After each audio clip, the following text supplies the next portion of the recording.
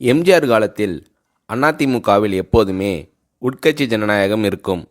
சாதாரண தொண்டனின் புகார் கடிதத்திற்கு கூட மதிப்பளித்து புகாருக்கு ஆளான நிர்வாகிகளை அழைத்து விசாரித்து நடவடிக்கை எடுக்கும் அணுகுமுறை அப்போது அதிமுகவில் இருந்தது. செயற்குழு பொதுக்குழு கூட்டங்களில் அமைச்சர்கள், தலைமை கழக நிர்வாகிகள் மீது கூட கடுமையான விமர்சன கருத்துக்கள் அனுமதிக்கப்படும். 1976ஆம் ஆண்டு செப்டம்பர் மாதம் கோயம்புத்தூர் நகரில் நடைபெற்ற பொதுக்குழுவில் நிகழ்ந்தது. 1972இல் தொடங்கப்பட்ட அதிமுகவின் சட்டத்திட்ட விதிகள் அந்த பொதுக்குழுவில்தான் முழுமையான ஒப்புதல் பெற்று நடைமுறைக்கு வந்தது.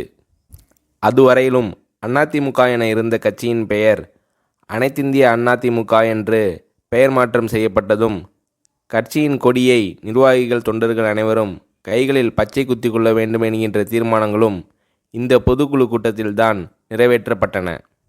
சிறு வயது முதலே எம்ஜிஆர் தேசிய உணர்வுடன் காந்திய பற்றாளராக இருந்து வந்துள்ளார்.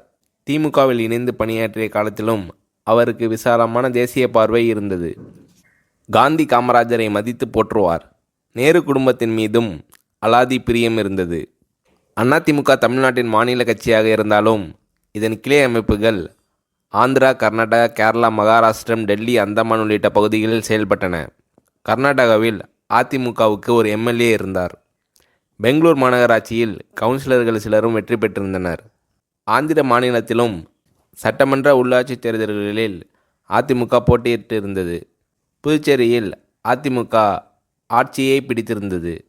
இதன் அடிப்படையில் கட்சியை அனைத்திந்திய அதிமுக என்ற பெயரில் தேசிய கட்சியாக முன்னெடுக்க புரட்சித் தலைவர் எம்ஜிஆர் அவர்கள் முடிவெடுத்தார்.